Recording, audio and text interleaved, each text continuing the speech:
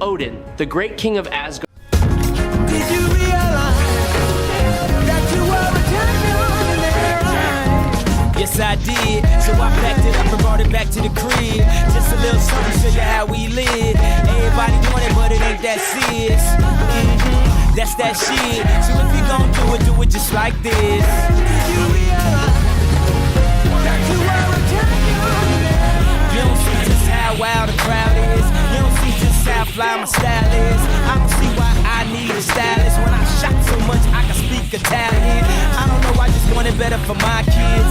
And I ain't saying we was from the projects, but every time I wanna lay away or deposit, my dad'd say when you see close your eyelids. We was sorta like Will Smith and his son. In the movie I ain't talking about the rich ones, cause every summer he'd get some brand new hairbrain scheme to get rich from. And I don't know what he did for dope, but he'll send me back to school with a new wardrobe. And hey, did you realize that you were a champion? Yes, I did. So I packed it up and brought it back to the crib. Just a little something to show you how we live. Everybody want it, but it ain't that serious. That's that shit. So if you gon' do it just like this. Did you realize that you were a champion? You don't see just how wild the crowd is. You don't see just how fly my style is. I don't see why I need a stylist. When I shot so much I can speak Italian. I don't know, I just want it better for my kids. And I ain't saying we was from the projects, but every time I wanna lay away or deposit, my dad'd say when you see close your eyelids. We was sorta like Will Smith and his son. In the movie Across the ruins of ancient tombs buried in the Egyptian sands, a figure stirred within a citadel carved from stone and celestial alloy. In Saba-Nur, Apocalypse had once again risen from slumber. His crimson eyes burned beneath the ornate armor, his voice echoing with arrogance born of millennia. For him, time was meaningless.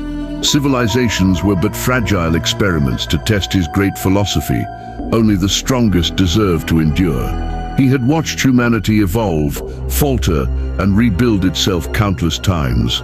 Now whispers of a new power spread through the ether, reaching even his hidden sanctums.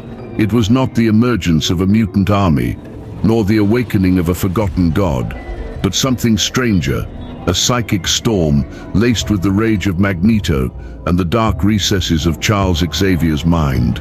This storm birthed a being known only in hushed terror, Onslaught. Apocalypse studied these whispers with fascination. Evolution, after all, often birthed monstrosities before perfection. Yet Onslaught was not merely another mutant anomaly. He was a fusion of ideologies and powers so immense that even Apocalypse sensed the shift in the balance of the world.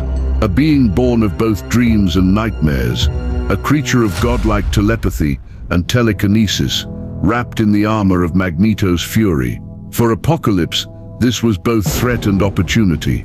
If Onslaught represented the next step of evolution, Apocalypse needed to test him.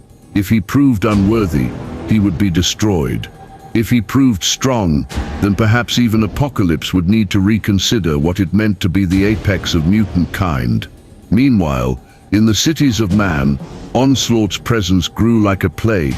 Entire populations trembled as psychic voices whispered in their minds, turning their dreams into prisons. Governments collapsed into paranoia. Armies raised weapons against shadows, and the X-Men themselves faltered before the crushing will of their twisted father figure. When Onslaught moved, reality itself bent, metal warped under his command, thought became weapon, and his armor-clad form towered like an avatar of destruction.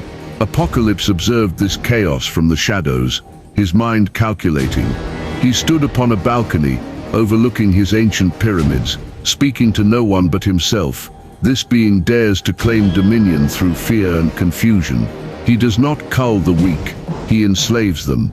Such a philosophy is flawed, unworthy of true evolution. Yet his strength, it rivals God's. Perhaps the time has come for Apocalypse to confront the very embodiment of power without purpose. In the astral plane, Onslaught sensed him. Like a predator sniffing the air, Onslaught's consciousness pierced through time and distance. His deep, distorted voice rippled across Apocalypse's mind. In Saba-Nur, the so-called Eternal One, Do you seek to challenge me, or bow before inevitability? Apocalypse smirked, unfazed by the mental intrusion.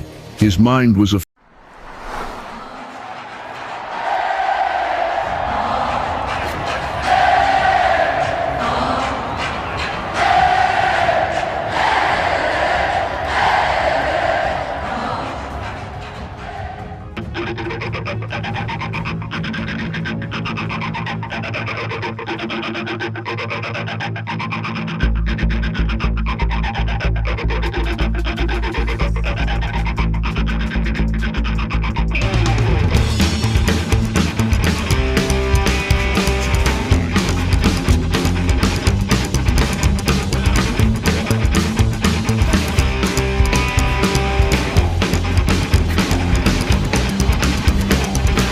Once the moon lies tonight, the ocean looms past bonfires of light.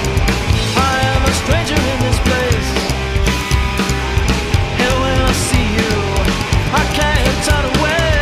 Under the speechless power of bones, we stand above and the law lies alone. There's something different in your heart.